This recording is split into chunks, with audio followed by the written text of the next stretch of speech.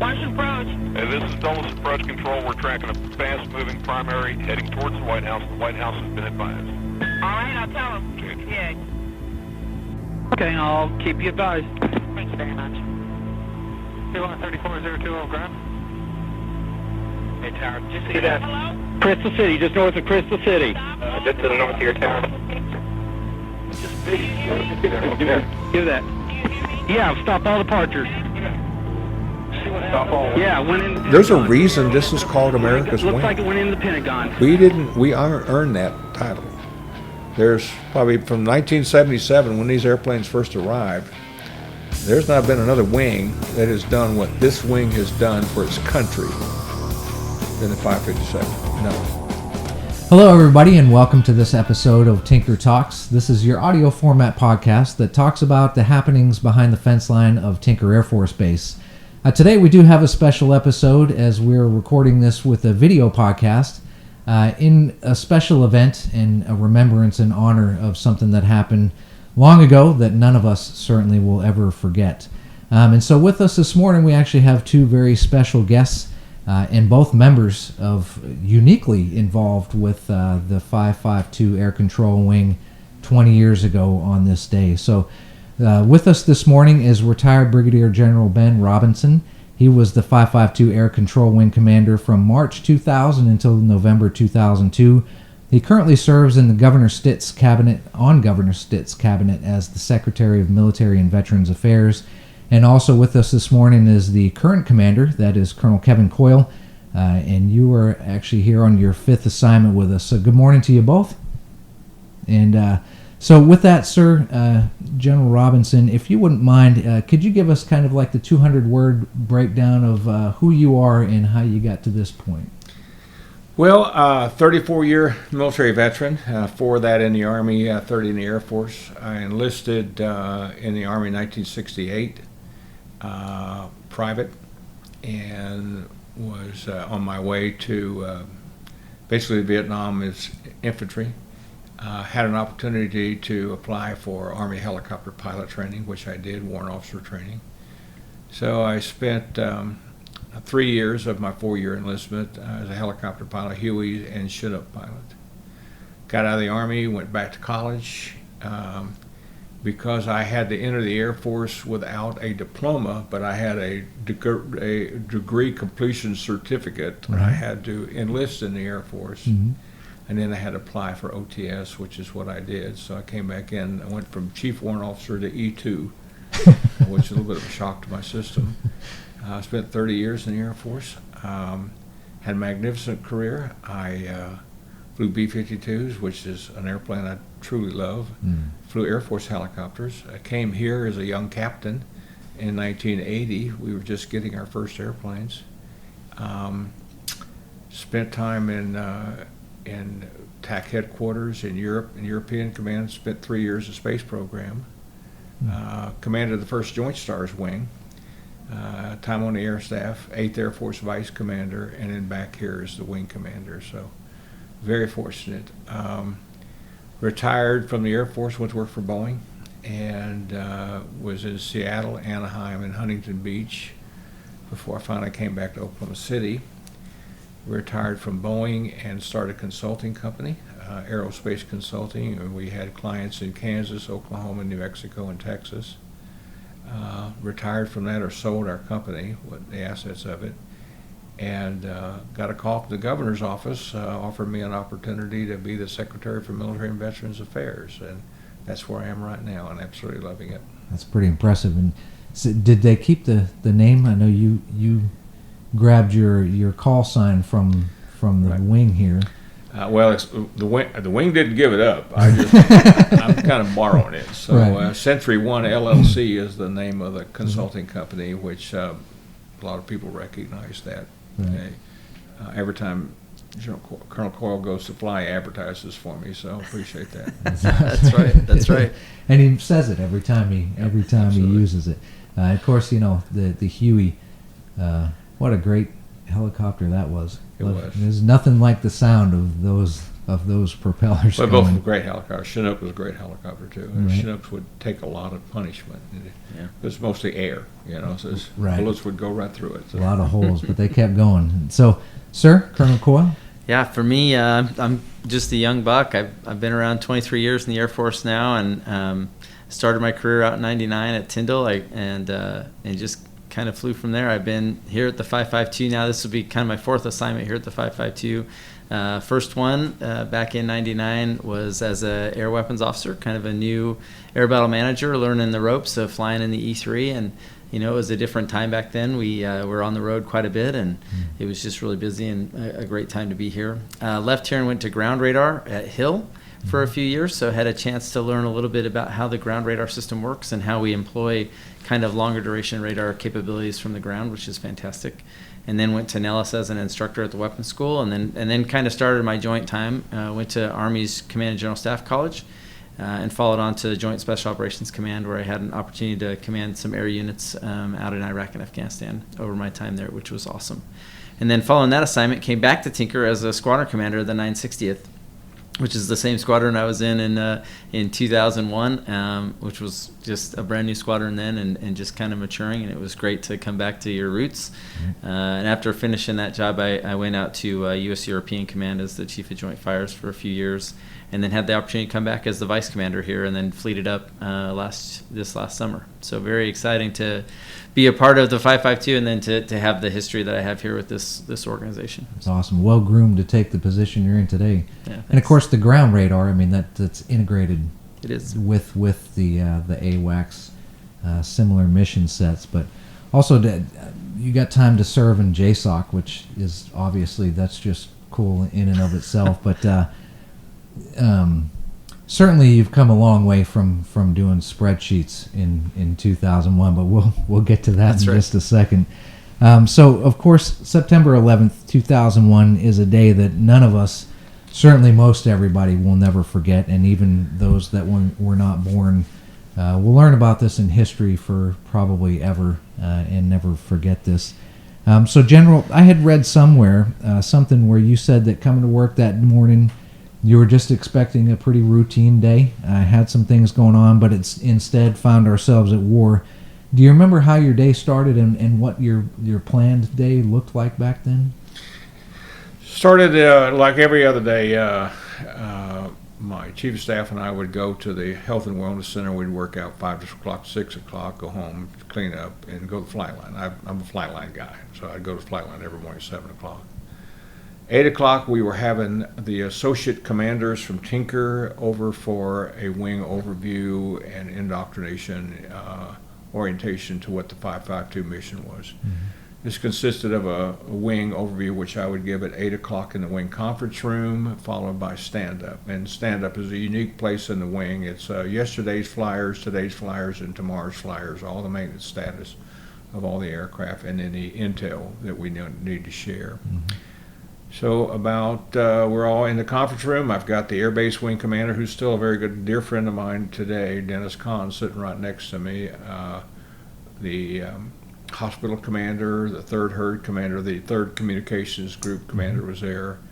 The Canadian commander, we had Canadians assigned to us. So it was all the new commander, and most of them were new in their positions, so it's going to be a good overview for them.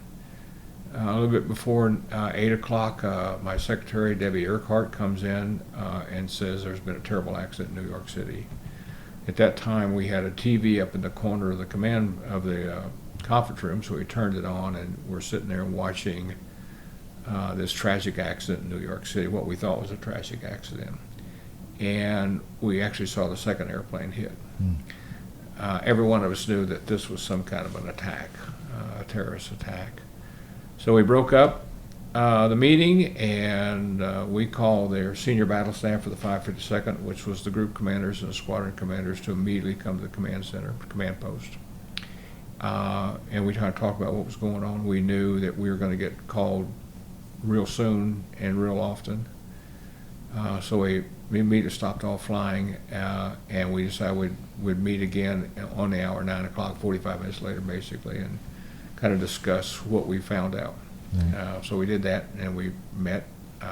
I did not know this until later, but several people have told me that, there's three styles of leadership. There's the democratic style, the authoritarian style, and the laissez-faire style. Laissez-faire is one where you have tremendous confidence in the people that work for you, and you don't need to give a lot of guidance. Right. That I had said, we all know what to do, now let's just go do it. And that was how the meeting broke up. And they reminded me of that years later, that I had said that. So that's kind of that's the opening volley of that morning, as far as I was concerned, and the wing was concerned. And I'm assuming that was a compliment to your leadership style, sir. It was. I went on to teach leadership at OSU for about 6 years, so I always remember that as how you do that. When is the appropriate time that you do not have to be a hands-on commander, that you can stand back and just let people do their job, and that was the time. And I know it's, people assume in the military we train for these things, and I've been on active duty, and I know we do train for these things, but still, when it actually happens, like there is a moment where it sets you off just a little bit before your brain starts going. Well, maybe we can talk about that later, but we sure can. I think that morning was a result of a lot of things that had taken place over the years, so I think we can talk about that briefly. We sure will. Sir, can you tell us kind of what you were doing? I know we referred to spreadsheets and where your career has come from, but what were you doing that morning? So the 960th was a brand new squadron. It just stood up, and I was asked to be the resource advisor for that squadron, which is a challenging job in and of itself, but to stand up a squadron was a little bit daunting. And so I just happened to be in early that morning, and I was working on a spreadsheet. I was trying to figure out how we were going to manage the funds and support the resources that we'd had, and then keep track of that for reporting purposes. And so I was in there building the spreadsheet, and then the squadron commander at the time, Lieutenant Colonel Williams, had come in, and he essentially said, "Hey, what are you doing?" I said, "I'm working on a spreadsheet." He goes, "Well, you wouldn't believe what just happened. This airplane hit the tower." And I go, "Hit what tower?" And he kind of told me, and I go, "Well, that's dumb. I figure you could avoid those things. They're pretty big." And we kind of chuckled a little and thought, man, it's tragic, but okay, great. And then he turned on the TV, and we just happened to, in a similar fashion, saw the second airplane hit, and we immediately looked at each other and thought, this is no longer an accident. And he sent me home quickly to go pick up my 72-hour bag, which we were required to keep on hand at all times in preparation for just things like this. And so I ran home as quick as I could to Moore and drove back, and just happened to get through the gates just before we went into FBCon Delta and shut things down here on Tinker. So very fortunate for me, I was able to get back. Right, and we'll get into that in just a second. But and of course, the reality of military life is that you may be working on a spreadsheet, and money, of course, resource advisor. It's an extremely important part of what happens within the military, but at the end of the day, the spreadsheet goes away, and you get ready to do what we actually train and are called on by the country to do. So, so sir, within an hour of the attacks, the base, as you said, Colonel Coyle, did go into FPCon, that's Force Protection Delta, and you faced the task of getting your air crews back onto the base. So, General, can you describe what was going through your mind after you got the first call telling your wing commanders or your wing members you were getting the calls from members that were stuck outside the fence? And I think you said this was happened the day after, correct?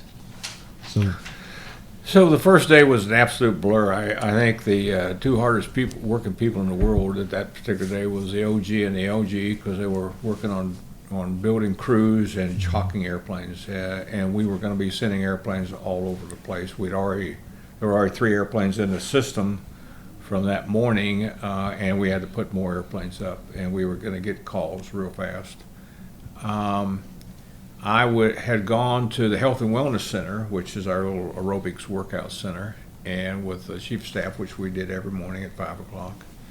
As I'm leaving at 6, now this is on the 12th, phone rings, and I answered the phone, and it was a young man wanting to know if we were doing aerobics testing this morning, and I said, no, it's been canceled. Now, I didn't know if it had been canceled or not, but I didn't think we should be. I thought everybody should be at their unit, so I told him he needed to go straight to his unit, and he asked me who it was, and I told him who it was. He said, sir, I'm in your wing, and we cannot get on the base. He said, there's only 2 gates open apparently, and they are backed up. We haven't moved 20 feet in the last 30 minutes.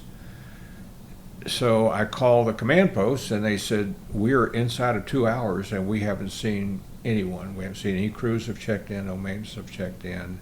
Something's wrong.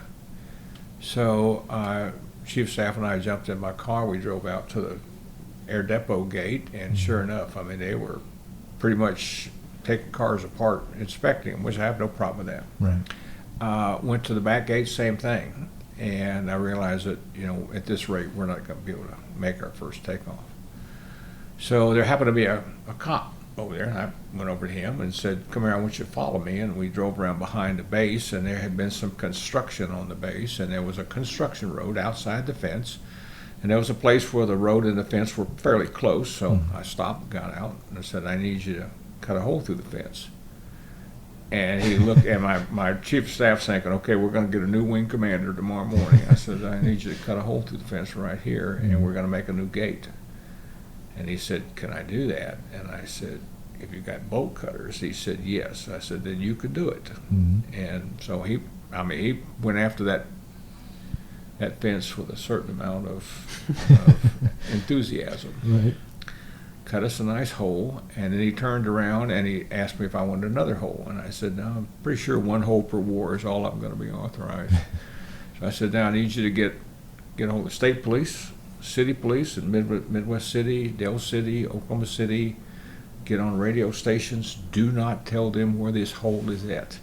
Tell them just to come to the south gate, and that there'll be a cop car there with the lights flashing. That policeman will tell them where to go to come through the fence. About half an hour, they start trickling through the fence. And we were about 30 minutes late getting the jet off, but we extended. So I called the Air Base Wing Commander, who's sitting next to me yesterday morning. I said, Dennis, I cut a hole through your fence this morning. He said, yeah, I already heard. I said, I guess that news travels pretty fast. He said, it does. I said, how about General Johnson? He said, yep, he knows too. I said, what'd he say? He said, wing commander's got to do what he's got to do. Right. So I called my boss, General Hobbins, down at 12th Air Force, told him. He said, we got you covered. Don't worry about it. I said, okay. So I figured, 2 days, the gate, it'll be wired back up again. It stayed open for about 8 or 9. You probably came through it once or twice. Yes, sir. I called it the AWACS gate. Crew members called it the Robinson gate, and the Air Base Wing called it Gate 99. So we actually had a gate name for it. So Right. that was the second morning, and I think it really got to the crews about this is important. What we're doing here is darned important. You don't just cut a hole through the fence on every day. One morning, I got a call from the SPs and said, sir, your secretary is at the back gate. And I said, she is. He said, what's she doing? He said, sir, she's trying to come through the back gate.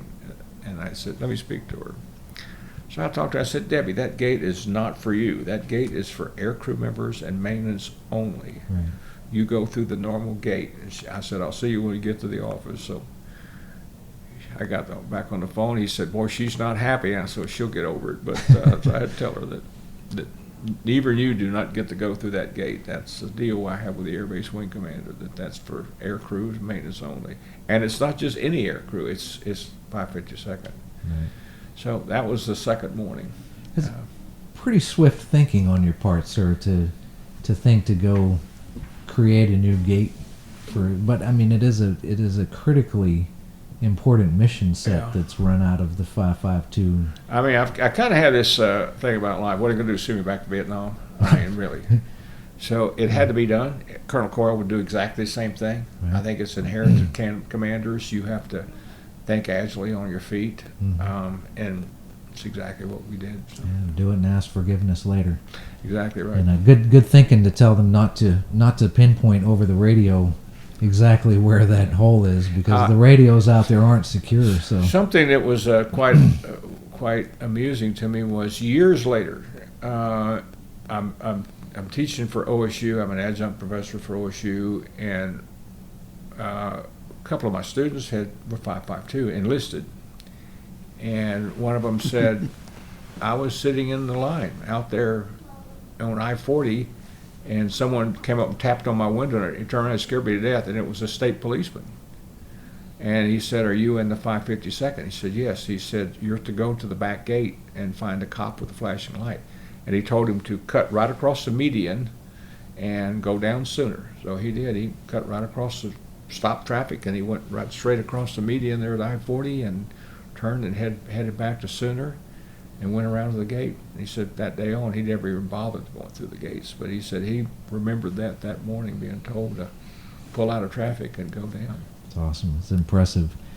And so, Colonel Coyle, sometimes when a combat situation arises, military members' jobs do change, like yours kind of did.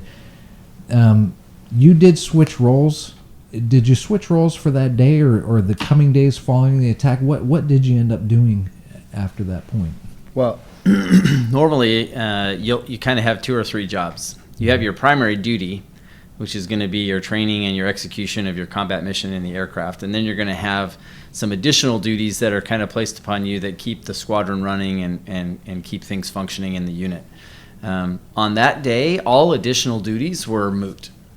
And so everybody went and focused 100% of their attention on their combat duties. Mm-hmm. That included things like mission planning, cells, and standing up an entire C2 infrastructure for just doing mission planning and execution briefs for crews that were going to come in.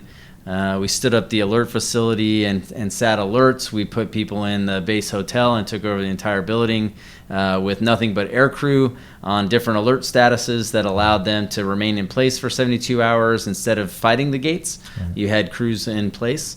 There were some other things airfield related that were a challenge that caused pilots to do things that they don't like to do, like declare due regard, which is a very special situation, allowing you to essentially say, I'm taking accountability for my own safety and for the safety of my aircraft and those around me by flying, even though air traffic control at large had shut down the entire airspace infrastructure of the United States. So there were a lot of challenges that day to go through that were all new to everybody. The youngest pilot to the oldest pilot. We had not done that in the United States ever, and so kind of a change in mentality. So I think we all knew right off the bat that this wasn't a game. It wasn't an exercise. We were going to be tested and we were going to be tried, but we had the top cover of our senior leadership to make sure that as long as we were doing things safely and had a good reason for what we were trying to accomplish, they had our backs, even though maybe things weren't done 100% perfectly. Right. And so it was great. I think events like that really do just cause something to snap inside you, and you just become very mission focused very quickly. Right. Was it surreal for you coming back as a command? I mean, has it ever think back to that morning and think there's no way you would have possibly known you'd be back here as a commander of the same wing? So it's interesting, in the hallway of the 960th building. So back then, you can't tell, but there's a parking lot over here. There used to be, do you remember these, sir? There was kind of that trailers. It was almost like a loading dock. Mm-hmm. And then essentially what we did is we partitioned the inside of that loading dock to make kind of spaces for 2 squadrons, the 965th and the 960th. Mm-hmm.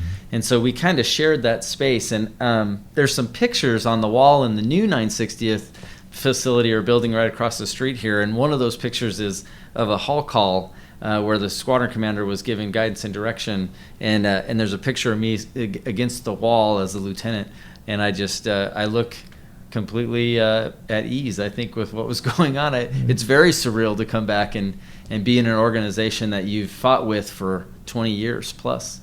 It's also very exciting because I know where we're going and what we're trying to accomplish. I think it's good. Awesome. And so after the attacks, the FAA had directed all civilian aircraft to land immediately, and I remember that too. Like, it just was like strange to think there's not a single airplane in the sky. The AWACS, sir, did stay in the air and took control of the nation's airspace, correct? Yes. Okay, and so the AWACS was tasked to be the first aircraft in orbit over the White House, and that was about 45 minutes after the tower hit. And if an order came to shoot down a suspected hijacker airline, was the AWACS able to kind of execute their mission and help with that? Was that ever even discussed? Well, it wasn't discussed prior to that day. I mean, you don't anticipate that you're going to have to go out and shoot down an airliner. Right. Let me give you a little background on what happened that morning that created that situation that morning. Sure. we had been heavily tasked. This wing is one of the most heavily tasked wings in the Air Force. It always has been from the very beginning. And we did not have the luxury of having sorties set aside just for NORAD, because they tend to be fairly non-productive as far as training. So I had worked out an agreement with the 1st Air Force Commander, Major General Larry Arnold, to do an exercise. We called it Agile Sentry. And that was that any airplane flying on any training mission could be immediately chopped to NORAD and pick up the NORAD mission, whether it had a battle staff on it or board, NORAD battle staff or not. Right. So we trained our mission crews to understand how to work with NORAD. So we had exercised that, and it went quite well. This immediately chop over went quite well, and we did it unannounced to the crew. So we wanted to see, because many times the crew would be caught totally flat-footed. You know, we're just gonna, now we're NORAD asset, go someplace. And exercise the NORAD system to get in orbit, get fighters, even launch fighters, and we went through the whole scenario. So it was that scenario, basically, that took place that morning. So the aircraft commander, Jeffrey Van Dusen, did you know Jeffrey? I did, yes, sir. Okay. He's the aircraft commander, took off that morning. He's on the other side of Memphis when all this is happening. Some unique things, that was his first day as an aircraft commander. Did you know that? First day as an aircraft commander. Wow. This is giving your kids the keys for the first time and say, call me if you have a problem. Right. Don't wreck the car. So Jeffrey's hearing what's going on. People are telling him to land. Chaos on the radio. He declares due regard and heads off and says, we're going to set up an orbit between New York and Washington, D.C. He gets into the NORAD system. Huntress, I believe, was the northeastern region. He gets into Huntress was the call sign. Gets into their system and says, we're reporting for duty, and basically goes on station. If there had been an intercept of an airliner that we would have controlled, as distasteful as it sounds, we would have shot that airliner down. Okay. Tough. And then the second airplane, basically same thing. It was on its way to train with the Jacksonville, Florida National Guard off the east coast of Florida, and it was tasked to cover the president. A third airplane, did you know about the third airplane? Yes, sir. The third airplane was at McCord. David Hanna, I don't know if it's Dave Hanna. It was a 966 airplane, which is a training squadron, so it had students on board. It's going to have student pilots, student flight deck. Of course, there'll be instructors with them, student in the back end. They were getting on their airplane, fixed to go crank up for a training mission. They had not heard the news. And the base ops called them and said, you need to come in, the aircraft commander and the mission crew commander, come to base ops. They went into base ops, and the Air Base Wing commander met them. Said, I need to talk to you guys. Told them what was happening. They were both pretty shocked. Handed them a folder with a letter in it signed by Secretary Rumsfeld, basically explaining the authorization to shoot down an airliner. Wow. Or any renegade airplane, but an airliner. So that was the first crew in the system that had actually gotten written instructions on how to do it. And of course, that became part of the mission packages here locally. Things like this, the previous year, I was here for the Black Hawk shoot down recovery, so, and I think that was probably the wing's lowest point. We had someone court-martialed over that. And then I think their response that morning on 9/11 was one of the finest days of this wing. And I was so very fortunate to be part of both of them. But we talked to a lot of our airmen and even our pilots and air crews in Michigan. They'd never been in surge operations before. They flew a flying schedule.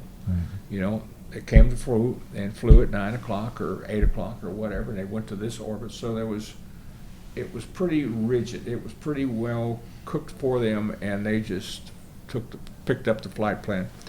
To do surge operations, and I mean surge operation, you fly and augmented flight for 18 hours, come home, go into 12 hours of crew rest. 4 hours later, your airplane is cocked, and someone else 12 hours later, you're going to have to go fly again, and do that for weeks on end.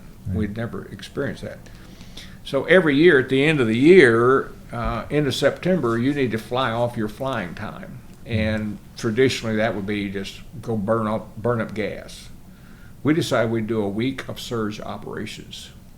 And we would do surge ops just exactly like we ended up doing after 9/11. So I think the wing immediately fell back, as all good wings will, fall back on their training. Agile Sentry and that surge ops, I think, were enablers for the wing to very quickly get up on the step and be able to operate the way they did. And it was just something magnificent to behold. And then the way the reserves came in and immediately got involved. And our good friends, the tankers, they hadn't been tasked, but they said, hey, you need a tanker, we're going to generate a tanker. And he said, we're not asking, we're just telling you. We'll do it. So total force. It's something we've been fortunate here at Tinker to have. It was an amazing Air Force that day. So yeah, that's awesome. And for anybody out there that when you're going through training, like I know military is just expected you train. But if there's ever a moment where you're thinking, man, I gotta run through this training again, well, this is a perfect example of why that system is set up that way, and so that you can engage quickly. That's awesome. And great leadership, sir. So in October of 2001, General, 5 NATO AWACS deployed here to Tinker and stayed for 9 months. I believe that is the one and only time foreign aircraft has ever deployed here, correct? I would say it's the only time foreign aircraft. We'd have our allies came over for our combined red flags. So we had Canadian airplanes also came down here regularly and went to Nellis. So I wouldn't describe it as the first time foreign airplanes, but it was the first time NATO. There's only one group of flyers that are NATO airplanes, and that's the Geilenkirchen E-3 NATO. All the rest of the airplanes have their own country flag on it. They're British forces, they're Dutch forces, they're Turkish forces assigned to NATO. This is NATO's only airplane with their fin flash, their name on the side of it. Wow. So yeah, and what set that up was NATO, 1949, NATO was originated. The prime article of NATO is Article 5, and it is the one that says an attack against one is an attack against all.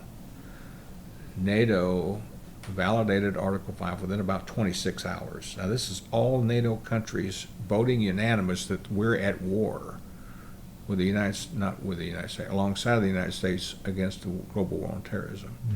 That is incredible. That's the first time that's ever happened in the history of NATO. So that was a historic point for NATO. That's what set up the NATO deployment.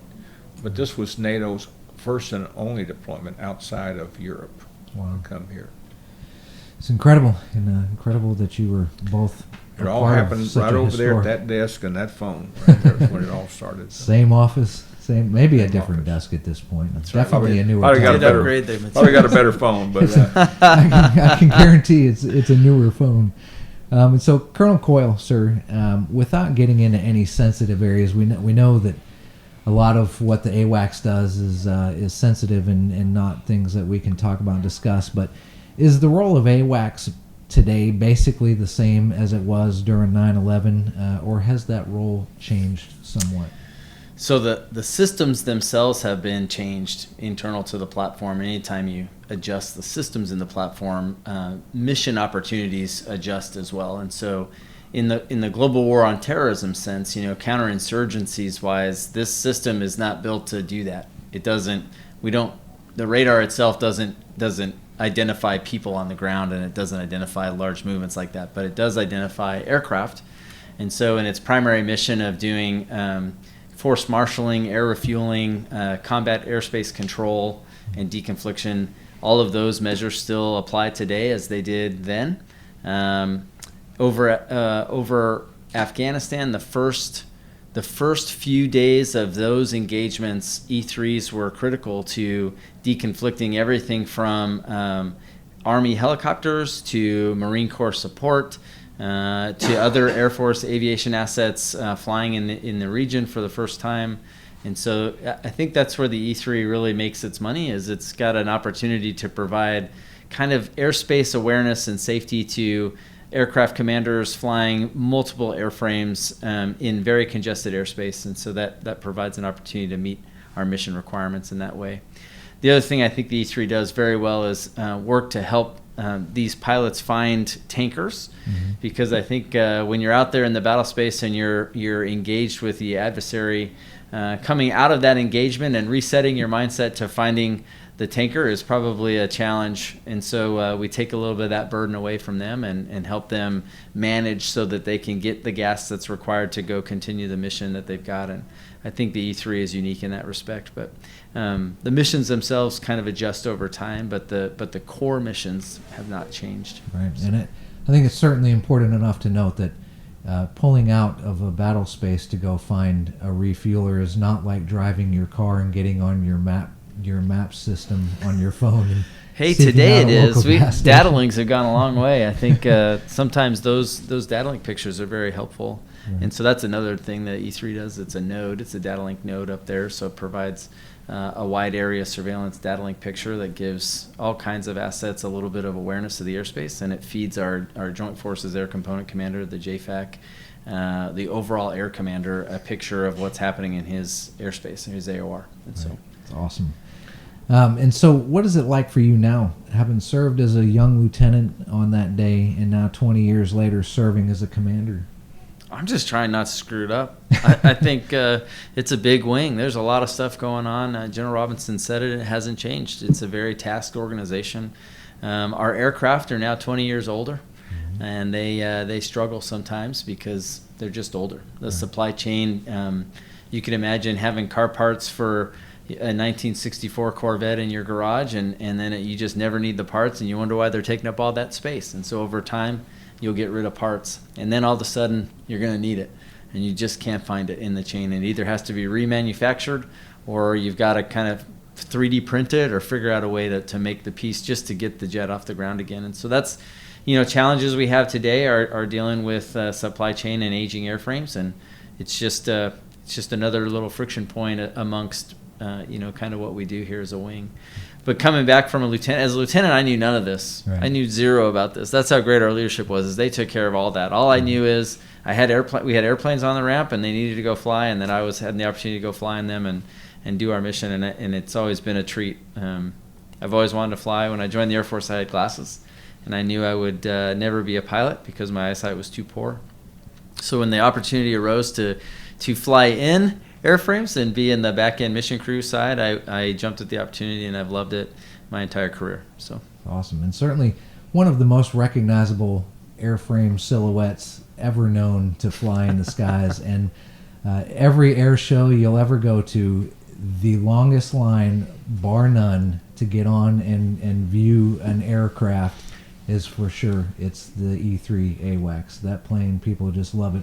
And I'm glad both of you took the time to talk about the task-saturated missions that run out of this wing, because I think it's a big compliment to you both as present and past leaders to lead such a heavy tasked organization so skillfully, because the nation calls, and these young men and women are after it a lot.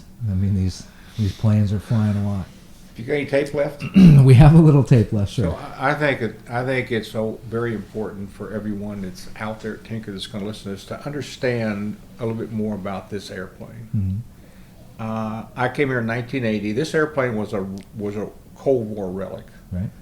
When we first started flying this airplane, and people like Colonel Coyle appreciate it, it was 2 V-1 intercepts. That's 2 air defense fighters against a Bear H bomber carrying an AS-15 cruise missile. And that's what we had to fly our sorties against. I became chief scheduler for the wing, and every now and then we would try to do something with the tactical Air Force, the air superiority fighters, the air-to-ground fighters. Mm-hmm. We were not even going to a place called Red Flag. We were not doing any joint tactical force exercises. Right. And we kind of became a little bit of a renegade, and we started working kind of secretly with the rest of TAC about doing more with the E3s. Mm-hmm. up at that time, any control of fighters was primarily done with ground radar.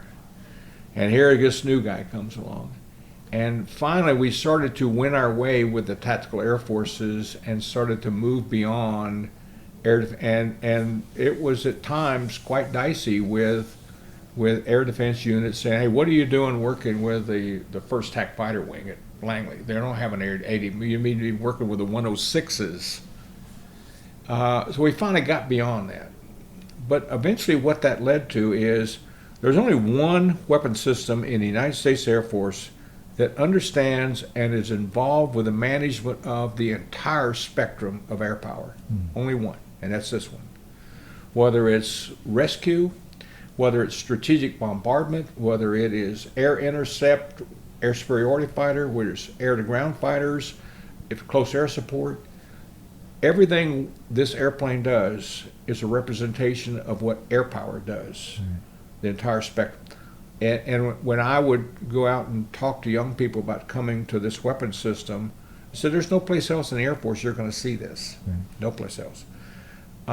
And the Air Force, and I'm kind of free to say it now, was not very smart about how they use the people on the airplane. Our crew members were not rated. So here's a group of people on the back of this airplane that know more about the employment of air power than any other crew member in the entire United States Air Force, and they're not rated. I said, so I went on a campaign to do that, and eventually culminated with sitting next to General Ryan, Chief of Staff of the Air Force, and briefing him on why our 13 Bravos, this AFSC, should be rated officers, because there's no one who understands air power better than they do. And he was a little hesitant, and I made a comment, and he looked at me and he said, what do you want? I said, I want your commitment. I want you to commit to doing this. He said, the only reason we can't do it, and you may remember this, Colonel Coyle, was this was in, I believe, 89, maybe 99, says, we didn't get it in the National Defense budget for the additional funding for the flight crew pay. But I am committed that by fiscal year next year, they will be rated. And then he said, I don't normally sit around as a 4-star general making commitments to 1-star generals. And I said, oh, well, sir, I appreciate it. And then when it broke up, I went over to his exec and I said, did you write that down? He said, I've got it written down. Yes, sir. We've got it. And that's exactly what happened. And a lot of this came out of the Black Hawk shoot down because we didn't understand, the value of AWACS. We didn't utilize it the way we should have. And you know, being a former Army officer and a former Air Force officer, I was there at Grafenwehr where 2 4-star generals in Army and Air Force were arguing about whether or not helicopters, Army helicopters, should be on the air tasking order. And because they were not integrated into the air tasking order and into air operations downrange, the Black Hawk shoot down happened. I thought it was kind of ironic that the Army helicopters were from under the command of that Army 4-star, and the Air Force F-15s were under the command of that Air Force 4-star, because they didn't make decisions in 1990 that we should have made. 1994 happened. And this wing went on a campaign to train with the Army. Well, myself and someone who I know, Colonel Coyle probably knows, Bo Sheets. Very well. Skins Farnoff. Did you know Skins Farnoff? I did, yes, I've flown F-15s for Skin. We went to the Army Aviation Center, and we said, guys, this is screwed up, but we didn't screw it up by ourselves. And we told them the story. Well, this one guy said, Robinson, have you ever been here before? And I said, yeah, I've been here before. When were you at Fort Rucker? I said, I was here in 1969 as a helicopter student. He said, well, we weren't training Air Force people. And I said, I wasn't. I was an Army pilot. And he says, you mean the Air Force has put a former Army warrant officer in charge of this unit where 2 Army helicopters were shot down? I said, I don't think the Air Force knew it. But I said, yeah, well, one guy by the name of Charles Chuck Horner knew it. But yeah, That's awesome. and we became very close with the Army. And I think that was one of the things that's the agility of this wing. Mm-hmm. That's the importance of this wing. That's the responsibility on this wing, on his shoulders, that we've got to be able to do that. Whether it is fighting wars at home, whether it is counter-drug in South America, whether it is insurgency operations in Afghanistan. I mean, I've been on some missions that were crazy, tracking the MiG-25 that took off out of East Germany every day and ran at the border and quickly broke off. There's a thing called Brass Monkey. Did that. I followed the first airplane we tracked in counter drugs that landed at White Fawn Ranch outside of Amarillo, Texas, and we captured that airplane. So I've had a lot of opportunities to see this wing mature in a way that has kept pace, if not outpaced, the United States Air Force. Right. When we went to HF email, you probably used HF email. That was two friends from Armed Forces Staff College that got to talking one day, and we built that program up. Yeah. The old sled dogs, I don't know if your sled dogs probably ended up what you were doing, worked with sled dogs. So it's this wing there's a reason this is called America's Wing. Right. We earned that title. Right.